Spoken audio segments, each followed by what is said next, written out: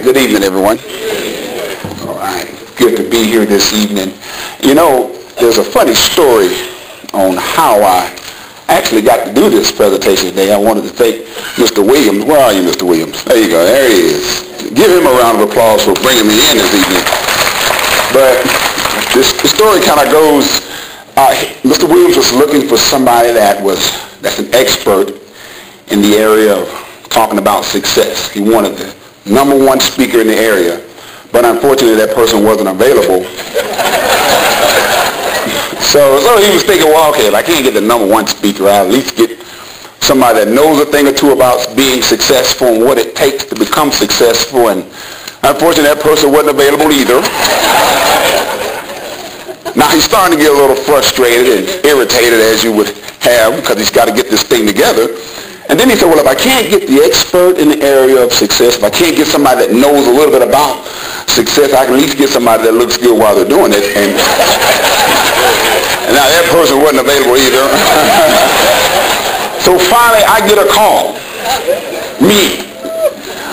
Now, you know, the first thing I thought when he called me was that, man, this guy, he's persistent. I will give him that. And the reason I say he's persistent because I had turned him down those 3 other times, and he kept on calling me. So thank you, Mr. Williams. Not only did you get an expert and somebody that knows a little bit about it, you got somebody that looks pretty good while they're doing it, at least in my mind. I don't know about y'all, but no, seriously, it really does me good to be here on such an occasion because I'm one of those individuals, I truly believe in education.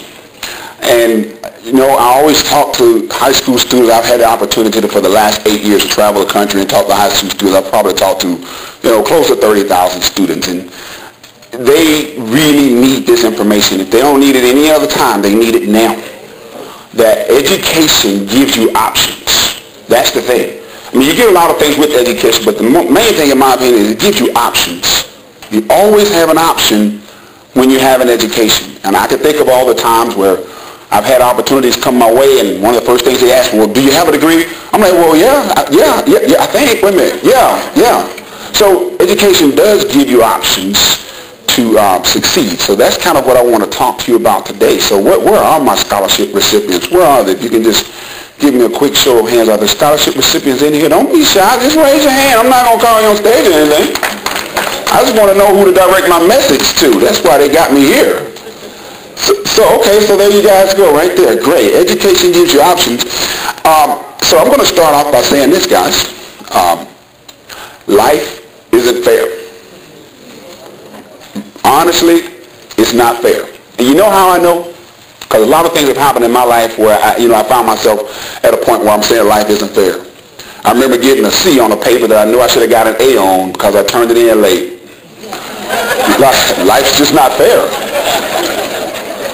Another time I remember is when I got my driver's license at age 17, and I got home and I didn't have that 300ZX that I wanted. Life's just not fair. It's just not fair. So there is some truth in that. It is some truth in life's not fair, but you can be successful no matter what it is that you choose to do. And let me tell you a little bit of thing about success. Booker T. Washington said it best when he said in this book, Up From Slavery, that, you know, success is not necessarily a person's destination. Success is what obstacles you overcome to get to where you are. So be careful when you measure success. It's a process. It's an ongoing thing. So you want to make sure that whatever it is, whenever the tough times come, whenever the good times come, that, you know, that's just grooming me to be the success that I'm meant to be. But it all starts on the inside. I truly believe success is an inside job, and it's a choice.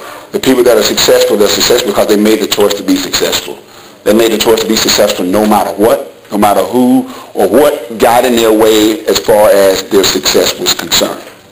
So be happy at this moment. It's a great moment in your life. I remember some years ago, I'm not going to talk about how many years ago, when I graduated high school, and anybody else in here, they could tell you that this is a great moment in your life. But one thing about it, time can either be your friend or your enemy. Your friend or your enemy. And this is a very critical time in your life. I want you to enjoy these years, but these next 5, 6, 7, 8 years, very critical time in your life.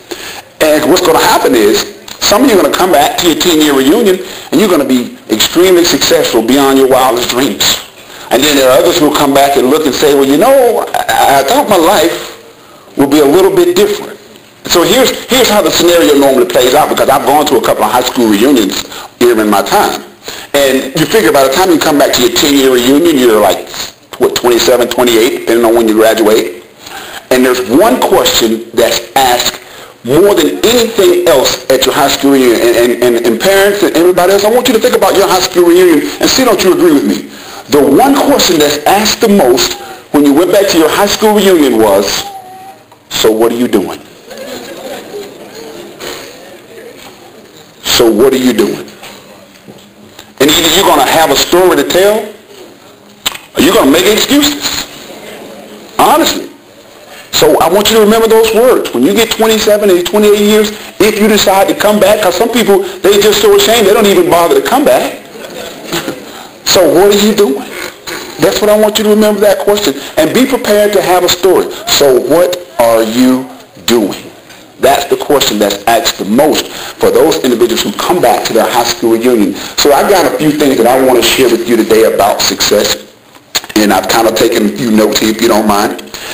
Now, I want you to go out and capture a lifetime full of dreams for yourself. But not only capture those dreams, but develop a plan or strategy to make those dreams come true.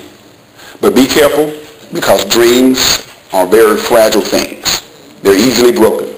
There are a lot of adults in their lives right now looking back, and their life is nothing more than a bunch of broken dreams and a bunch of broken promises. So you can be successful if you, number one, set a goal to be successful. The reason people don't achieve the things they want in their life is they don't set a goal to achieve that. I tell people that all the time, especially when I'm talking about personal finance. People say, well, I'm not where I want to be financially. I'm like, well, have you set a goal to get where you want to be financially, or you just living this thing called life? When you don't have goals, that's like getting in your car and just driving. Let me tell you, gas is way too high to be just getting in your car driving. But your life is the same way. When you don't have a goal or a destination in mind, you just end up somewhere that you really don't want to be. So in order to capture those dreams and make those dreams become a reality, go ahead and set some goals for yourself. And parents and grandparents, you can do the same thing. It's not too late. It's not. Grab a hold of that dream. That dream is still inside of you. It's not too late. I mean, it may be a little bit more challenging, but it's not too late. You know, they say that the saddest thing in life is not death itself. It's what dies inside of you while you're still alive. So as long as you're living, you can still have that dream, and you can still work toward it. But young folks, you got an advantage.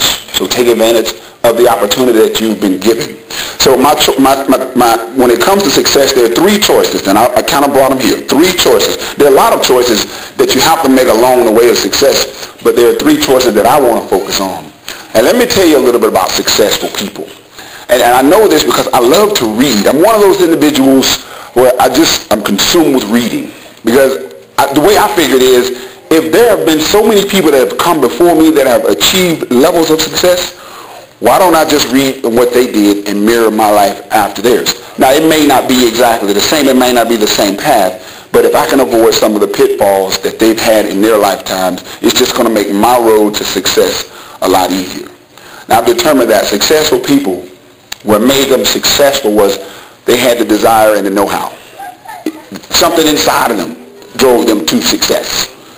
And they didn't let anything or anybody stop them. So that's the desire. I can't give you the desire. Your parents can't give you the desire. They can try to motivate you. But at the end of the day, it's really up to you as far as success is concerned. Now, the know-how part, like I said, I love to read and read other people's story and how they became successful. That's what has helped me along the way. So these three choices. The first choice you want to make on your way to success is the do something choice. The do something choice. Do something. Let me ask you a question. There are three frogs on a log. One of the frogs decided to jump off. How many frogs are on the log? There's still three frogs on the log. Don't say two. Somebody said two. Don't say two. There's still three frogs on the log. And you know why there's still three frogs on the log? Because their frog, he decided to do something, to jump off, but he never did. We decide all the time that we're going to do this, that, and the other, but we never do. You see, the difference between those people that are successful and those aren't is they made the choice to do something. So in other words, in young people's term, I can be hip too. Stop talking about it and be about it. Bottom line, make the do something choice. But let me warn you, doing something requires courage. It requires courage to stand in the face of adversity. It requires courage to stand in the face of failure. When you make the choice to do something, you're saying that I'm going to do something regardless. And by the way, if you don't make the choice to do something, guess what? By default, you're doing nothing. By default, you're doing nothing. So make the choice to do something. Even when it gets to the point where it's painful. There's a story that I'm reminded of. It's called Going Beyond the Splat. And it's the story of a guy who, on this road to success, and he comes to a fork in the road. You know, a fork in the road, you can go one way, you can go the other way. One way is going to lead him to ultimate success. The other way is going to be a road of heartache, headache, and pain. Now, to his advantage, there was a guru standing right there at the fork in the road. Now, a guru is a person that knows all, an old wise person. So he's standing here, and the young man comes up and he says, "Hey, sir, listen, could you point me to the direction of success?" The guru just kind of sat there for a while, and he never spoke. He simply pointed off in a single direction. The young man says, "You know what? Great. Thank you so much. I think I got it." He goes down the road, and then there was a loud splat sound. Now the young man comes back. He's battered and bruised, and he's hurting a little bit. And he says, "Sir, just tell me one more time, because I went the way you told me to go, but I got splattered, so I'm thinking maybe I did something wrong. Can you tell me again which way to success?"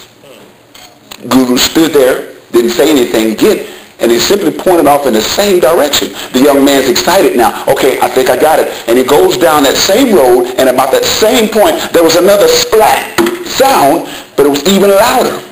So now this man comes back. He's battered, bruised, and bleeding, and he's a little frustrated, might I add, because you would be too as well. So he gets to the guru, and you can sense the frustration in his voice. He's like, "Listen, sir, I asked you which way to success. You keep sending me in that direction, and all I'm getting is splat. Now listen, no more pointing. Please, talk to me and tell me which way to success." The guru stood there for what seemed like an eternity to this young man, because he's really anxious about being successful. Finally, the guru spoke, and this is what he said.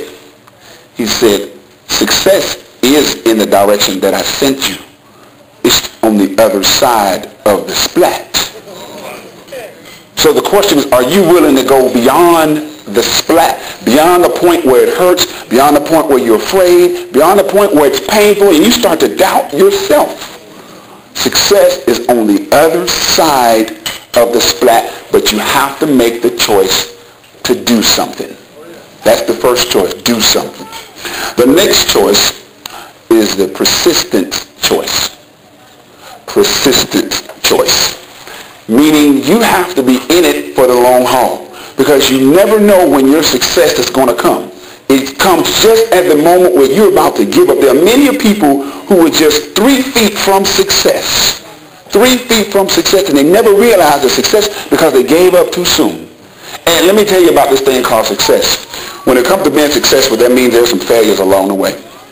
Any person that has ever accomplished anything in life, they'll tell you that I've failed a few things in their life. And I'm no different.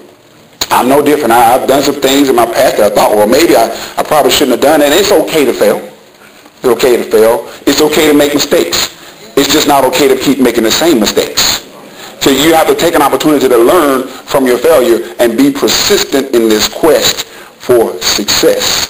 And like I said, I read a lot, and I read a lot of people's story about success.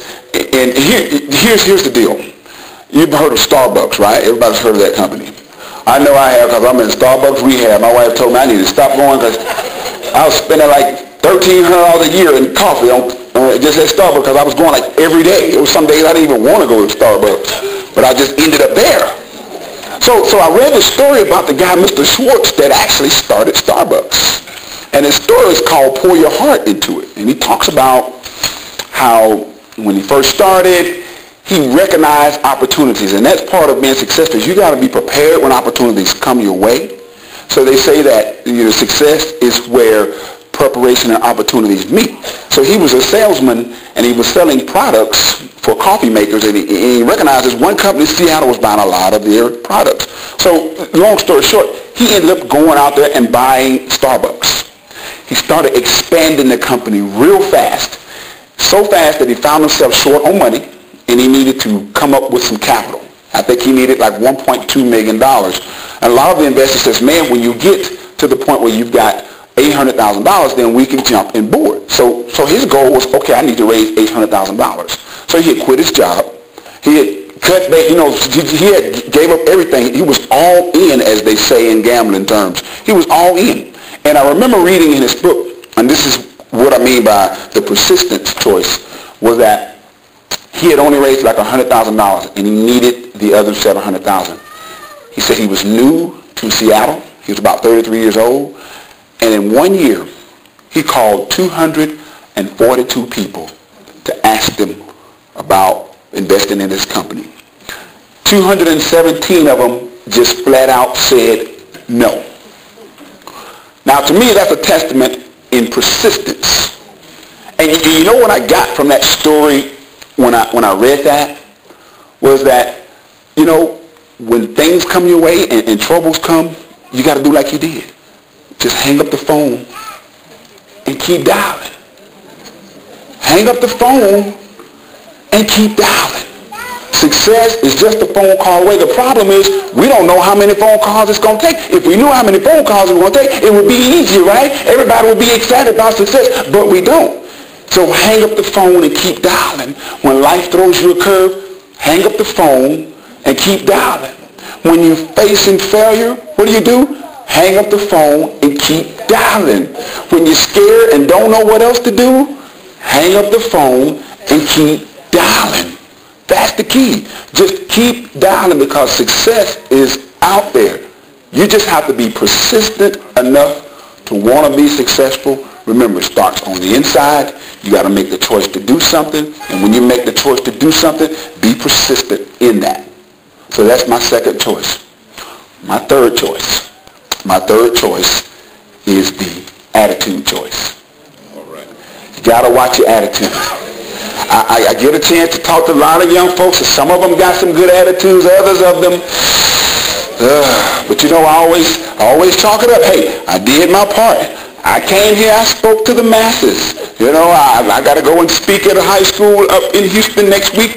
I think it's going to be like 900 seniors in the room. Now, am I going to reach all 900? No, I'm probably not. And my point is, I can look at the ones and tell who has the attitude of success and who has the attitude of failure. You have to watch your attitude. And attitude is internal. Your attitude should not be dictated by your external surroundings. And all too often we get caught up in what's going on around us, and it changes our attitude. But attitude is internal. It's all internal. It's what you do when you're faced with a situation. It's how you react. It's not a question of will some bad times come your way. It's not a question of when the bad times come away, because they're going to come and it's going to happen. It always does. Anybody that's lived a little. But what's going to determine your level of success is your attitude in the midst of all of that. You have to have the attitude of success. You got to be persistent in your quest and just continue to do something. But the biggest thing is that attitude of success. You have to do that, even in the face of failure, in the face of adversity. There are going to be some times, but the people that push through those things are the ones that ultimately end up successful. They do. And it's just about a mindset. And so when you're going through these things, I want you to remember some words, 9 little words. Individually, these words don't really mean anything, but when you put them together, this should be the question that you ask yourself whenever the storms come.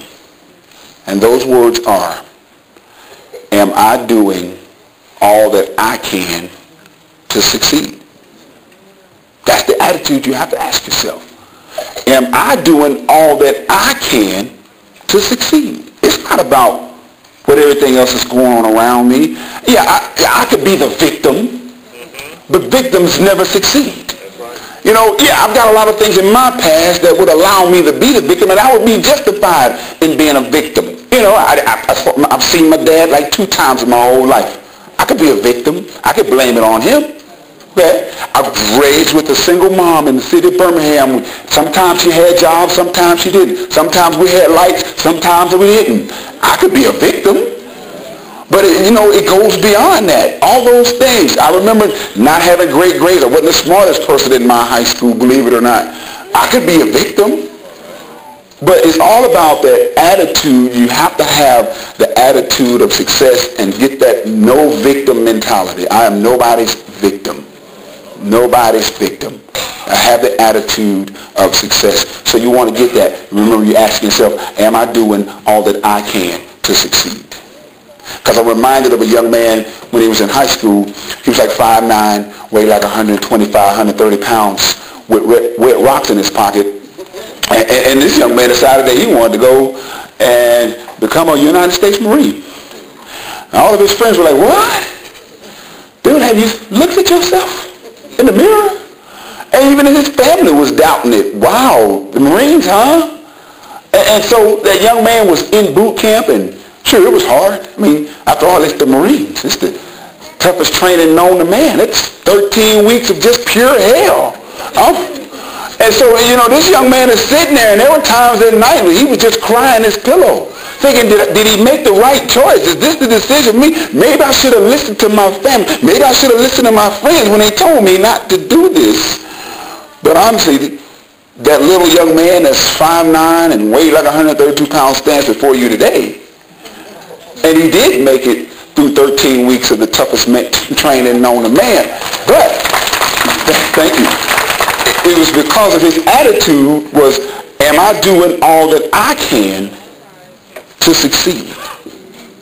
Am I doing all that I can to succeed? So guys, when you go off to college, and it's a great experience, it's a great time in your life, enjoy it. Because after that, you got to get a job, and the real world kind of kicks in.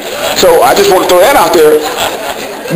But I remember those nights where, you're sitting there and you're not doing so well in school, and you start to doubt yourself, and you're going to get a little homesick, and you want to come home, and, things aren't really what you thought they were going to be, but, you just got to keep asking yourself, am I doing all that I can to succeed?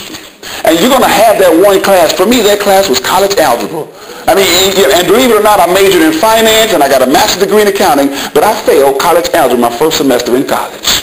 So here I was, Mr. getting out of the Marine Corps. I was about 25 years old. I had already got out of the Marine Corps, and I told my buddies, I ain't coming back. Forget that. Later for y'all suckers, I'm going to get me an education. So I go to University of Alabama, and I'm there. I can't go back. I already can't live with my mama. I've already told you about that story. So there I was, my first semester in college, and I had all these classes, and I took college algebra and got in there, and first test I made a 59. I'm like, okay, no problem. You get to drop one test. I'm going to drop this one, and I'm going to move on. Second test, I made a 13. Okay. Now, this is the one I'm going to drop. I'm going to hold on to that 59. Now, and it doesn't get any better, because the third test I made a 9. Okay, so if I do all of my quizzes, I can still pull this thing out. I guess my biggest thing is I'm an eternal optimist. I'm optimistically stupid, but you know what? My point is, there I was my first semester. Just got out of the Marine Corps. Turned my back on the Corps. I swore I wasn't going back. Can't go back to my mama's house. This has got to work. Failure is not an option. It wasn't an option. I took that F because I earned that F. That was my F. And I made some A's and some B's in my other class, but that was my F. And I knew deep down inside, I knew I probably wasn't going to pass that class, but my attitude was I need to get ready because I'm going to have to take it again. And so I stuck it out. Besides, I didn't know that you can actually withdraw from classes either, because I didn't know that. Otherwise, I probably would have considered that. but then my point is, I turned around that next semester and I took it again and I got a B. So, I didn't run scared. I was the eternal optimist. So my point is, when you get to college and you get to that class, whatever your class is, again, mine was college algebra, and you're sitting there and things get tough, and don't blame the instructor. It's never their fault because it's their class. You got to get with their program. I just want to be honest with you on that. So when things are not going your way, you got to remember to ask yourself, am I doing all that I can to succeed? Are you really? Are you reading the chapter until you really understand it? Am I doing all that I can to succeed? Even if I have to read the chapter again, I've read it twice and I need to read it again, am I doing all that I can to succeed? Are you doing the extra problems in the back of the book even though the instructor didn't assign them to you for practice? Am I doing all that I can to succeed? Am I going to the learning center to take advantage of the free tutor that's made available for me at most colleges in the United States? Am I doing all that I can to succeed? Am I seeking out classmates that I see that's doing well in the class and doing a little bit better than me? Am I doing all that I can to succeed? It's an inward thing. You have to watch your attitude in the face of adversity. And all you can do are the things that you can do to succeed. That's it. But I promise you, if you do those things, success is out there. And it's yours. Just go out and capture those dreams. Make them a reality while you're still young and you got a lot of fight left in you. But a lot of times people find themselves in situations on jobs. I hate this job. I ask people, if you didn't get paid to do what you do, would you do it? Most people are like, no, I wouldn't do it. So why are you there? Because I got bills. Well, so you've established the fact that you're working at this job to pay some bills. So let me ask you something. What or who is stopping you from getting rid of the bills? And then they go, well, nobody. Now you are. You are. You don't have to have those bills. You chose to make those bills. So get rid of those bills and get off of that job and start doing the things that you're designed to do. Okay, but that's not what I came here to talk about today, so I'm going to stay on task. But those are the three things. Make the do something choice. Make the persistence choice. And make the attitude choice. Those are the three choices that you want to make on your path to success. There are some other ones out there, but those are three you want to make sure that you do. You want to make the choice to do something, be persistent, and watch your attitudes. Now I certainly appreciate the opportunity to come and talk to y'all today, and Mr. Williams, thank you for bringing me down. I certainly enjoyed the meal. It's a great meal. Now, I did break some copies of my book here, so I'll stick around if you want a copy of it. I'll tell you what the reason I say that is because I have a nonprofit. I really have a heart for personal finance, and I believe we need to get to these kids a lot sooner because, see, otherwise they turn into adults like y'all that's on the job because you got bills and you want to quit but you can't because you done got all these bills. So each year I do a camp. It's money camp for kids. We bring them out for about 3 or 4 days. It's called a life skills camp. So all the proceeds that I make actually from the sale of my book, I use that to fund my camp. So if you like, or whatever the case, I do have some there. And besides, my wife told me not to come home and not nail a book because she's tired of seeing them. They in the garage. My kids using them like, hey, put them down. That's money, girl. So, but I'll stick around if you're interested. And if not, that's fine. I just appreciate the opportunity to come and talk to you about being successful. And as I get ready to take my seat, I'm going to leave you with this last little bit about being successful. Remember, I said that, successful people have things that happen along the way. They fail a time or two. And that's what actually made them successful because they stuck with it. They were persistent. They had a level of stick-to-itness. And so I didn't say they had it easy. They just had things that come their way. I like to call them obstacles. Obstacles. And if you look up the word obstacle in the dictionary, you'll see that it says something that impedes success. It doesn't say that it stops you from being successful. An obstacle is something that impedes success. You as the individual have to figure out a way over, under it, around it, or through it to get to success, which is usually just on the other side. Now, compare an obstacle to an excuse. If you look up that word simply means justification why something didn't happen. So the way I see it, in all these years that I've lived and things that I've done and accomplished in my lifetime, here's how I surmise this thing. Successful people have obstacles along the way to success. Those who fail simply make excuses. They justify why this, that, and the other didn't happen. They chose to be the victim.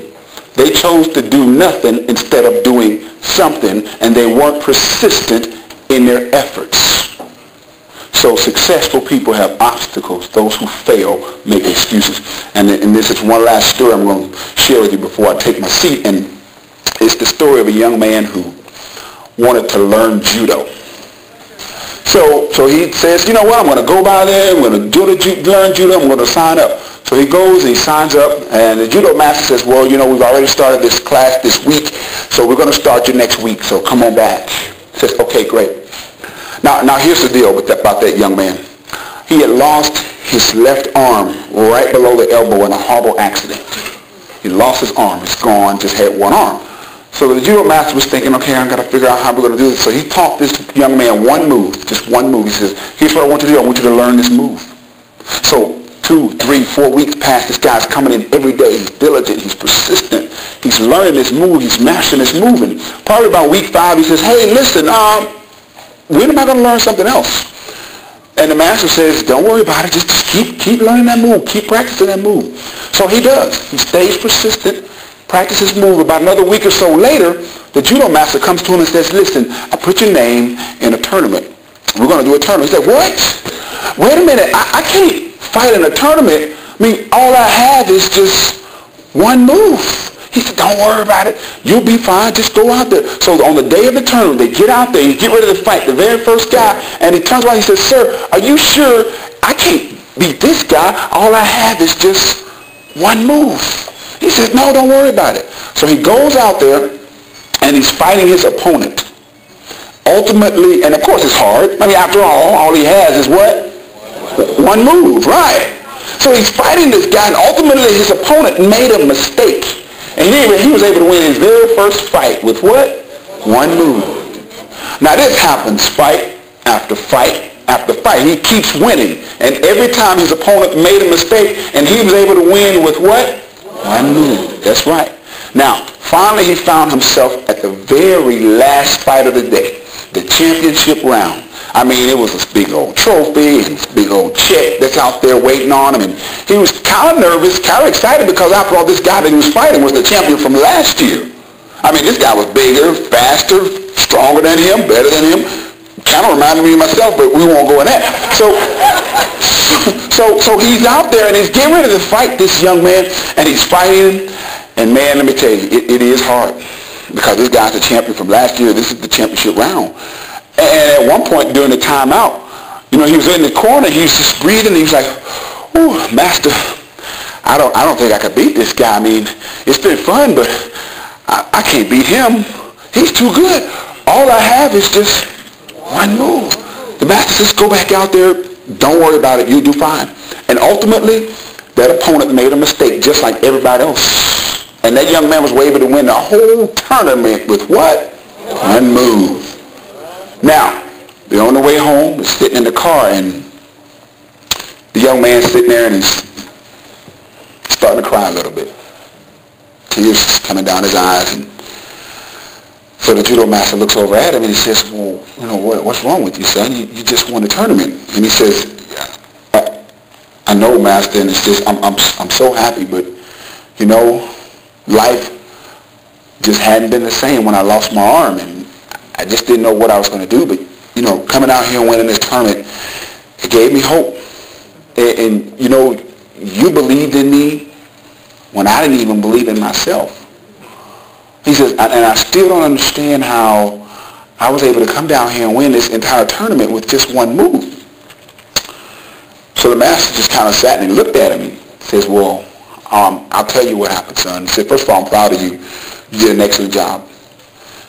But the reason you was able to win this tournament with one move was because that move that I taught you was the most difficult move in all of judo to master."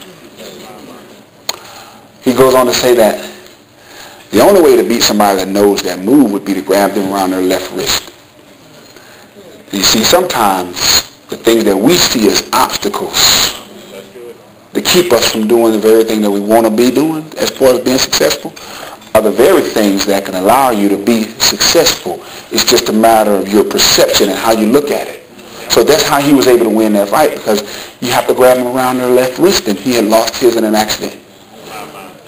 Ladies and gentlemen, my name's Lonnie Matthews. I'm also known as the husband of Carrie, the father of Corey and Cassie.